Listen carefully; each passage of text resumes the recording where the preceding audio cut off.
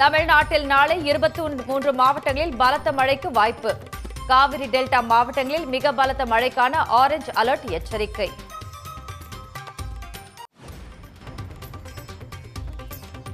வைக்கம் போராட்ட நூற்றாண்டு நிறைவு விழாவில் பங்கேற்க கேரளா சென்ற முதலமைச்சர் மு.க. ஸ்டாலினுக்கு உற்சாக வரவேற்பு.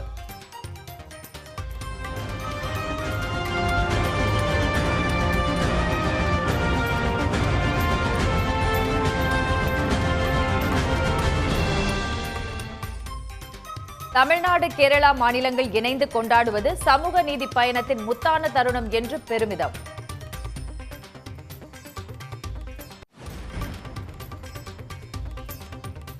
திருவண்ணாமலை மகா தீபத்தை ஒட்டி மலை மீது ஏற பக்தர்களுக்கு அனுமதி இல்லை. நிபுணர் குழுவின் அறிக்கையின் அடிப்படையில் முடிவெடுக்கப்பட்டுள்ளதாக அமைச்சர் சேகர் பாபு தகவல்.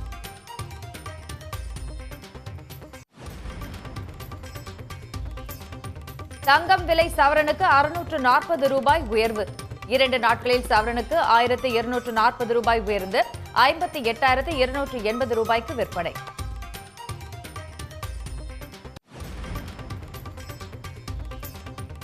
வியாபாரிகளை பாதிக்கும் வகையில் ஜிஎஸ்டி மற்றும் சொத்து வரியை உயர்த்தியுள்ள ஒன்றிய அரசிற்கு கண்டனம். தமிழ்நாடு முழுவதும் வணிகர்கள் கண்டன ஆர்ப்பாட்டம்.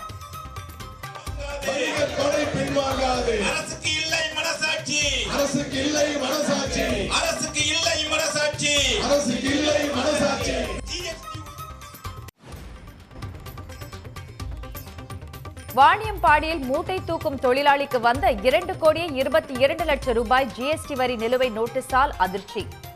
வங்கியில் கடன் பெற்று தருவதாக ஆவணங்களை பெற்று சென்று போலி கணக்கு தொடங்கி மோசடி.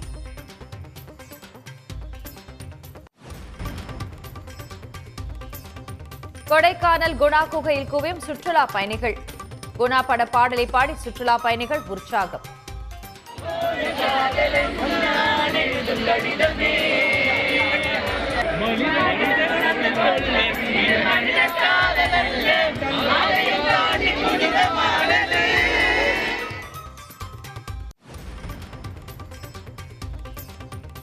கோவை பன்னிமடை அருகே வீட்டு வாசலுக்கு வந்த காட்டு யானை. கணேசா போசாமி என்று கையெடுத்து கும்பிட்டதால் வனத்திற்குள் சென்ற வீடியோ வெளியானது.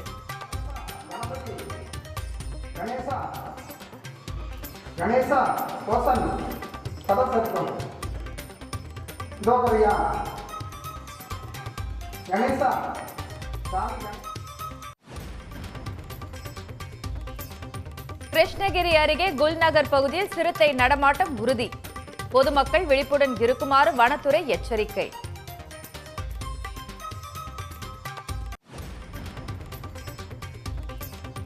கன்னியாகுமரி அருகே கப்பல் மோதியதில் படகு கவிழ்ந்து கடலில் மூழ்கியது. விசைப்படகில் இருந்த 9 பேரை மற்றொரு படகில் சென்ற மீனவர்கள் மீட்டனர்.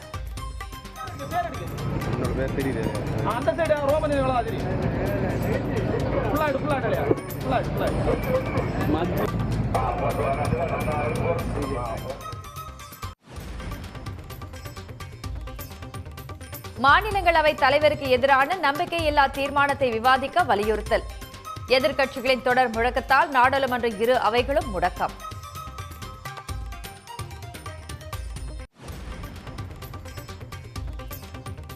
மாநிலங்களவை தலைவர் ஜக்தீப் தன்கருக்கு எதிரான நம்பிக்கையில்லா தீர்மானம் குறித்து இந்தியா கூட்டணி விளக்கம். எதிர்க்கட்சிகளை பேச விடாமல் பாஜகவுக்கு ஆதரவு செயல்படுவதால் அவைத்தலைவரை மாற்ற வேண்டும் என்றும் கார்கே வலியுறுத்தல்.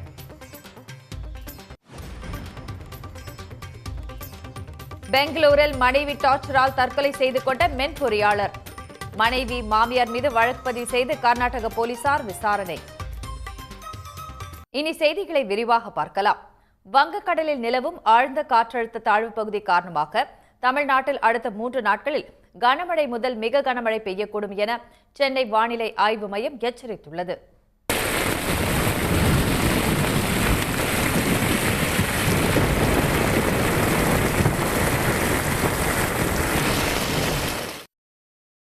தென்கிழக்கு வங்கக்கடல் மற்றும் அதனை ஒட்டிய இந்திய பெருங்கடல் பகுதிகளில் நிலவிய காற்றழுத்த தாழ்வுப் பகுதி ஆழ்ந்த காற்றழுத்த தாழ்வுப் பகுதியாக வலுவடைந்துள்ளது. இது அடுத்த 24 மணி நேரத்தில் மேற்கு வடமேற்கு திசையில் தமிழ்நாடு, இலங்கை கடற்பகுதிகளை நோக்கி நகரக்கூடும் என்றும், இதன் காரணமாக இன்று, நாளை மறுநாள் கனமழை முதல் மிக கனமழை பெய்யக்கூடும் என்றும் வானிலை ஆய்வு மையம் தெரிவித்துள்ளது. குறிப்பாக கடலூர், மயிலாடுதுறை, நாகை, தஞ்சை, திருவாரூர், புதுக்கோட்டை ஆகிய மாவட்டங்களில் இன்று மிக கனமழை பெய்ய வாய்ப்புள்ளதாக தெரிவிக்கப்பட்டுள்ளது.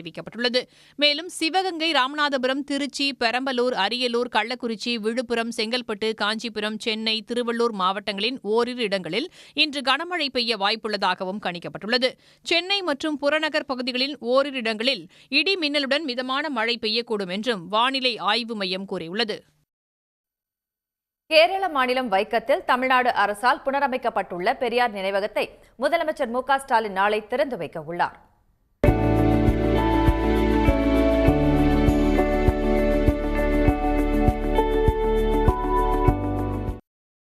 கோட்டயம் மாவட்டம் வைக்கத்தில் பெரியார் நடத்திய கோயில் நுழைவு போராட்டத்தின் நினைவாக அங்கு பெரியார் நினைவகம் மற்றும் நூலகம் தமிழ்நாடு அரசால் அமைக்கப்பட்டது. வைக்கம் போராட்ட நூற்றாண்டு நிறைவு விழாவை முன்னிட்டு நினைவகம் மற்றும் நூலகம் 8,14,00,000 ரூபாய் செலவில் தமிழ்நாடு அரசால் புனரமைக்கப்பட்டுள்ளது. இதனை தமிழ்நாடு முதலமைச்சர் மு க ஸ்டாலின் நாளை திறந்து வைக்க உள்ளார். இந்த விழாவில் கேரள முதலமைச்சர் பினராயி விஜயனும் கலந்து கொள்ள உள்ளார். இதற்காக முதலமைச்சர் மு க ஸ்டாலின் இன்று கொச்சி புறப்பட்டுச் சென்றார். போன வருஷம் வைக்கம் சத்தியாகிரகம் நூற்றாண்டு விழா கேரள அரசால் ரொம்ப சிறப்பாக கொண்டாடப்பட்டது. அந்த விழாவுக்கு தமிழ்நாடு முதலமைச்சர் வந்தபோது இந்த பெரியார் இந்த இதுக்கும் வந்திருந்தார். அப்போ அவர் இதை பார்த்த உடனே அந்த எம்ஜிஆர் அவர்கள் செஞ்சு விருப்பப்பட்டது இவ்வளோ தூரம் பண்ணலையே, அதனால் இதை நல்லா பண்ணணுங்கிறது உடனே முடிவெடுத்து சாங்ஷன் பண்ணி இன்றைக்கி அது நான் ரொம்ப சிறப்பாக ரெடி ஆகிட்டுருக்கு. நாளைக்கு 2 முதலமைச்சர்களும் திறக்கிறாங்க. அதுக்கு நாங்கள் முக்கியமாக தமிழக முதல்வர் அவர்களுக்கு, ஸ்டாலின் அவர்களுக்கு நான் நன்றியை தெரிவிச்சுக்கிறேன். இந்த கேரளாவில் இந்த மக்களுக்கும் தந்தை பெரியார் விடுதலை வாங்கி கொடுத்தார், தெருவில் நடக்கக்கூடாத மக்களை நடக்க வைத்தார் என்கிற பொழுது பெரியாரின் தொண்டர்களாக அதை நன்றி கூறும் வகையில் நம்முடைய முதலமைச்சர் அவர்கள் எங்களுடைய தலைவர் ஐயா வீரமணி அவர்களையும் அழைத்து இங்கே சிறப்பான ஒரு விழாவை நடத்துவது நாங்கள் காலத்திற்கும் திராவிட மாடல் இந்த இயக்கம் இரட்டை குழல் துப்பாக்கி என்பதை நிரூபிக்கிற வகையில் எங்களுடைய பணி தொடரும். இது தொடர்பாக எக்ஸ் தளத்தில் மு க ஸ்டாலின் வெளியிட்டுள்ள பதிவில் 100 ஆண்டுகளுக்கு முன்பு நமது சமூகம் எப்படி இருந்தது என்றும் இப்போது நாம் எங்கு வந்தடைந்திருக்கிறோம் என்றும் சற்று நினைத்து பாருங்கள் என்று குறிப்பிட்டுள்ளார். இந்த மாற்றங்களுக்கு விதை தூவிய வைக்கம் போராட்டத்தின் நூற்றாண்டு நிறைவு விழாவில் தாம் கலந்து கொள்வதாக பெருமிதம் தெரிவித்து காணொளி ஒன்றையும் வெளியிட்டுள்ளார். வைக்கத்தில் உள்ள அந்த தெருதான் இன்று கேரள சமத்துவத்தின் முகவரியாகவும் தமிழ்நாட்டு சமூக நீதியின் அடையாளமாகவும் புதிய இந்தியாவுக்கான ஒளியாகவும் இருக்கிறது. அனைத்து சாதியினரும் அர்ச்சகராகலாம் என சட்டம் இயற்றினார் முத்தமிழறிஞர் டாக்டர் கலைஞர் அவர்கள். அதை நடைமுறைப்படுத்தினார் தமிழ்நாடு முதல்வர் உயர் திரு மு க ஸ்டாலின் அவர்கள். பெரியார் வகுத்து தந்த சமூக நீதி பாதையில் வீறுநடை போடுகிறது மாண்புமிகு தமிழ்நாடு முதலமைச்சர் திரு மு க ஸ்டாலின் அவர்களின் தலைமையிலான சமூக நீதி காக்கும் அரசு. கொச்சி சென்ற முதலமைச்சர் மு க ஸ்டாலினுக்கு உற்சாக வரவேற்பு அளிக்கப்பட்டது. இதுகுறித்து எக்ஸ் தளத்தில் பதிவிட்டுள்ள முதல்வர், திராவிட உடன்பிறப்புகளின் அன்பான வரவேற்பு மனதை தொட்டதாக நெகிழ்ச்சியுடன் தெரிவித்துள்ளார்.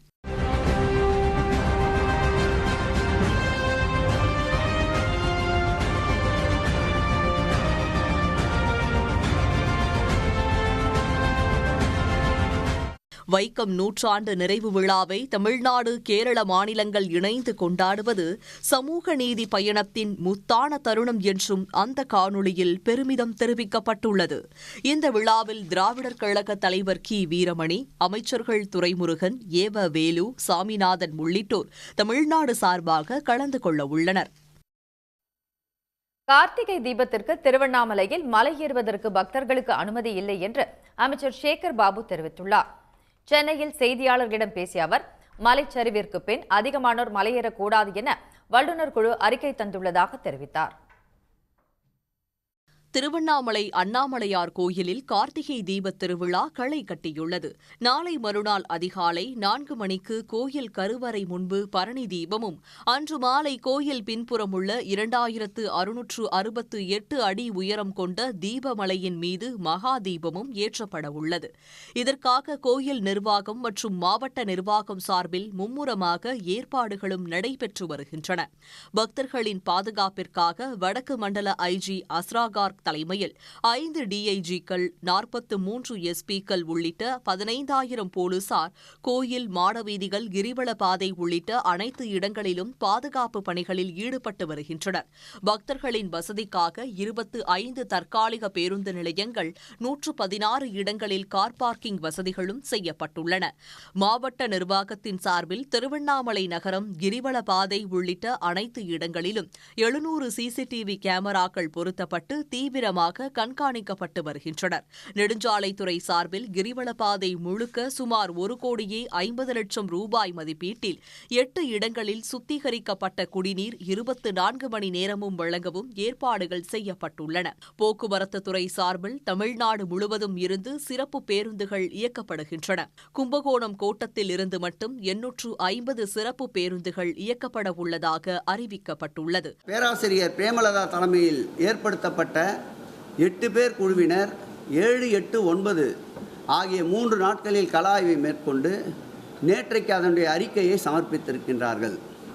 அந்த அறிக்கையின் தொடர்ச்சியாக தலைமைச் செயலாளர் தலைமையிலே எங்களுடைய துறையினுடைய செயலாளர், எங்கள் துறையினுடைய ஆணையாளர் ஸ்ரீதர் அவர்கள், கூடுதல் ஆணையாளர் சுகுமார் அவர்கள் உள்ளடங்கிய குழுவினரோடு தலைமை செயலாளர் முன்பு கூட்டம் நடைபெற்றிருக்கின்றது.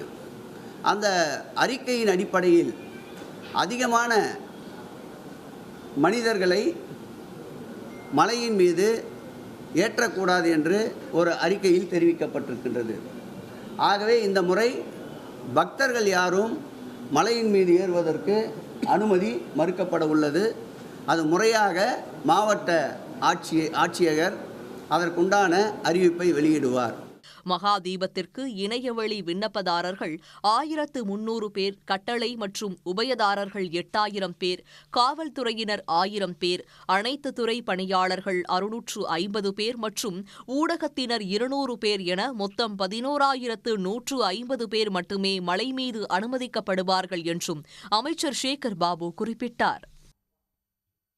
மலையேறும் பாதை ஈரப்பதத்துடன் இருப்பதால் பாதுகாப்பு கருதியே பக்தர்களுக்கு மலையேற தடை விதிக்கப்படுவதாக திருவண்ணாமலை மாவட்ட ஆட்சியர் பாஸ்கர பாண்டியன் விளக்கமளித்துள்ளார். தடையை மீறுபவர்கள் மீது கடுமையான நடவடிக்கை எடுக்கப்படும் எனவும் அவர் எச்சரித்துள்ளார். வழக்கமாக அனுமதிக்கின்ற 2500 பக்தர்கள் இந்த ஆண்டு மலையேற அனுமதிக்கப்படவில்லை. எனவே அவர்களுக்கு வழங்குவதில்லை.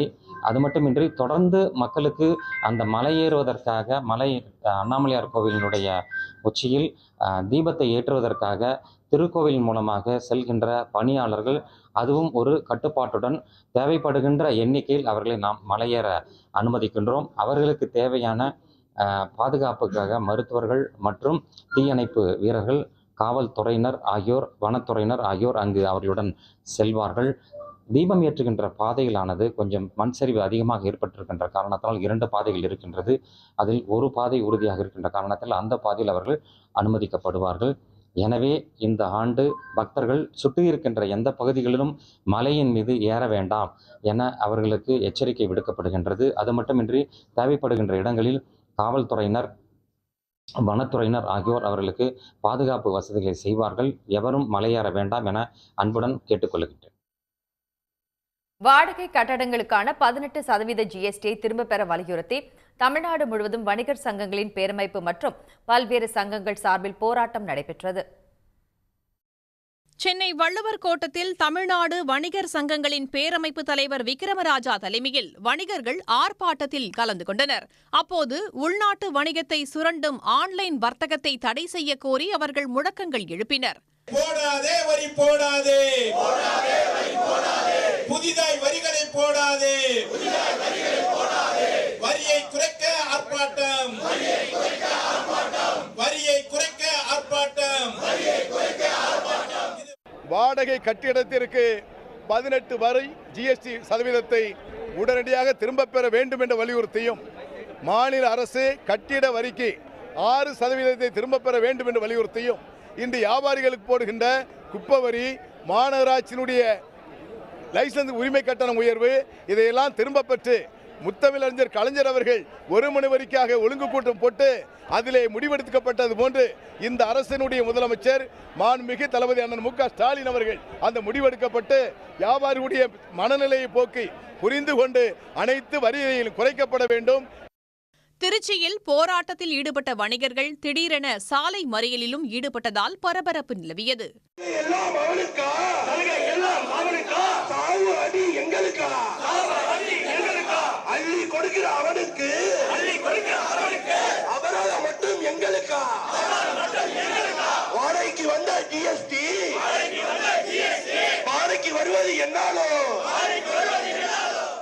கடலூரில் வணிகர்கள் ஒன்றிய ஜிஎஸ்டி அலுவலகத்தை முற்றுகையிட்டனர்.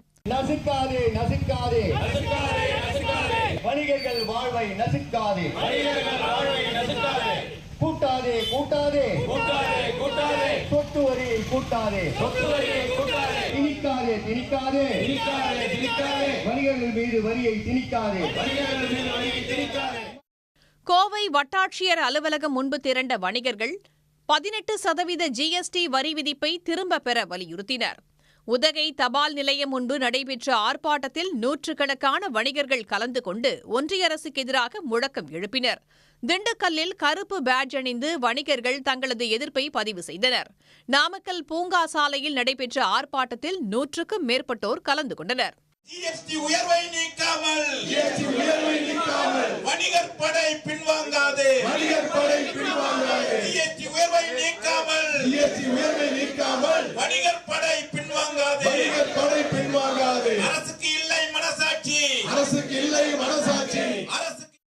ஈரோடு வீரப்பன் சத்திரத்தில் நடைபெற்ற ஆர்ப்பாட்டத்தின் போது வாடகை கட்டடங்களுக்கான 18% ஜிஎஸ்டி வரியை திரும்ப பெறாவிட்டால் அடுத்த கட்டமாக மிகப்பெரிய போராட்டம் நடத்தப்படும் என வணிகர்கள் எச்சரித்தனர்.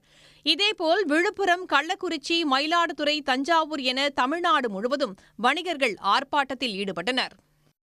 கேரள மாநிலம் வைக்கத்தில் தமிழ்நாடு அரசால் புனரமைக்கப்பட்டுள்ள பெரியார் நினைவகத்தை முதலமைச்சர் மு.க. ஸ்டாலின் நாளை திறந்து வைக்க உள்ள நிலையில் நினைவகம் மின்னொளியில் ஜொலிக்கிறது. இது தொடர்பான தகவல்களை எமது செய்தியாளர் சந்தோஷ்குமாரிடம் கேட்கலாம். சந்தோஷ்குமார், இந்த நினைவகத்தில் என்னென்ன சிறப்பு அம்சங்கள் இடம்பெற்றிருக்கு?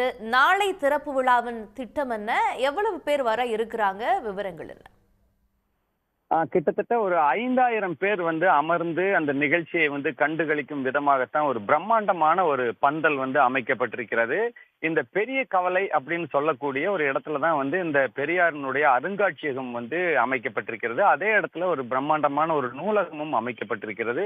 இந்த இரண்டையும் திறந்து வைப்பதற்காக தான் தமிழக முதலமைச்சர் இன்றைக்கு பிற்பகல் சென்னையிலிருந்து அவர் கிளம்பி இங்க வந்திருக்கிறார். தற்பொழுது அவர் குமரகத்துல ஓய்வு எடுத்துக் கொண்டிருக்கிறார். நாளை காலை 10 மணிக்கு நிகழ்ச்சி நடைபெறும் என்று ஒரு அறிவிப்பு வெளியிட்டிருக்கிறது. இன்றைக்கு பாத்தீங்கன்னா நாளைக்கு நடைபெறக்கூடிய அந்த திறப்பு விழாவை ஒட்டி தற்பொழுது அந்த நூலகமாக இருந்தாலும் சரி, அந்த அருங்காட்சியகமாக இருந்தாலும் சரி, மின்னொளியால் ஒரு அலங்கரிக்கப்பட்டு அந்த இடங்கள் முழுவதுமே பாத்தீங்கன்னா ஒரு இரவை பகலாக்கும் விதமாக அனைத்து பகுதிகளும் அந்த பெரிய கவலைன்னு சொல்லக்கூடிய அந்த இடத்துல முழுவதுமே மின் விளக்குகள் அலங்கரிக்கப்பட்டு ஒரு அழகிய ஒரு தோரணங்கள் போடப்பட்ட நிலையில காட்சியளிக்கிறது. இந்த அருங்காட்சியகத்தினுடைய சிறப்பு என்ன அப்படின்னு சொல்லி பார்த்தோம்னா, 1924ஆம் ஆண்டு தந்தை பெரியார் அவர்கள் இந்த வைக்கத்திற்கு இந்த மகாதேவர் கோவிலை சுற்றி இருக்கக்கூடிய பகுதிகளில் ஒடுக்கப்பட்ட தாழ்த்தப்பட்ட மக்கள் நடமாடக்கூடாதுங்கிற ஒரு சட்டத்துக்கு எதிரான ஒரு போராட்டத்தை அகிம்சை முறையில் அவர் மேற்கொண்டார். அந்த போராட்டத்தை நினைவுபடுத்தக்கூடிய விதத்துல தான் பல்வேறு அரிய புகைப்படங்களை வைத்து அந்த அருங்காட்சியகம் உருவாக்கப்பட்டிருக்கிறது. அதே போல தந்தை பெரியார் அவர்கள் இந்த இடத்துல எந்த மாதிரியான போராட்டங்களை முன்னெடுத்தார், அந்த போராட்டத்தை அவர் எவ்வாறு வழி நடத்தி சென்றார், அதனால் பெரியாருக்கு எந்தெந்த மாதிரியான தண்டனைகள் வழங்கப்பட்டது என்பதை குறித்தான சிறப்பான ஒரு நூல்களும் அந்த நூலகத்துல அமைக்கப்பட்டிருக்கக்கூடிய அந்த நூலகத்துல வைக்கப்பட்டிருக்கிறது. இது இளம் தலைமுறையினர் அந்த போராட்டங்களை குறித்து அறிந்து கொள்ளும் விதமாக பெரியாருடைய நூலகம் மட்டும் அல்லாமல் மற்ற பெரிய தலைவர்களுடைய நூல்களும் வந்து அங்க வைக்கப்பட்டிருக்கிறது. தற்பொழுது இந்த போராட்டத்தினுடைய அனைத்து காட்சிகளுமே பதிவு செய்யும் விதமாகத்தான் தற்பொழுது இந்த அருங்காட்சியகம் அமைக்கப்பட்டிருக்கிறது. இந்த அருங்காட்சியகத்தை நாளைக்கு வந்து தமிழக முதலமைச்சர் வந்து திறந்து வைக்கிறார். இந்த அருங்காட்சியகம் தற்பொழுது வந்து மின் ஒளிகளால் வந்து அலங்கரிக்கப்பட்டு ஒரு சிறப்பான ஒரு தோற்றத்துல தான் நம்ம இப்போ பார்க்கிறோம் இந்த அருங்காட்சியகத்தை. உள்ளபடியே உங்களுடைய தகவல்களுக்கு நன்றி சந்தோஷ். கன்னியாகுமரி அருகே எண்ணெய் கப்பல் மோதி கடலில் மூழ்கிய விசைப்படகில் இருந்து 9 மீனவர்கள் பத்திரமாக மீட்கப்பட்டுள்ளனர். கன்னியாகுமரி மாவட்டம் குளச்சல் மீன்பிடி துறைமுகத்திலிருந்து விசைப்படகு ஒன்றில் 9 மீனவர்கள் கடலுக்கு சென்றனர். குளச்சல் பகுதியில் 25 நாட்டிக்கல் கடல் மைல் தொலைவில் அவர்கள் மீன்பிடித்துக் கொண்டிருந்தனர். அப்போது காமருஸ் என்னும் தீவில் பதிவு செய்யப்பட்ட எண்ணெய் கப்பல் ஒன்று விசைப்படகு மீது மோதியது. இதனால் சேதமடைந்த விசைப்படகு கடலில் மூழ்கியது. தண்ணீரில் தத்தளித்த 9 மீனவர்களையும் அவ்வழியாக சென்ற சக மீனவர்கள் காப்பாற்றினர்.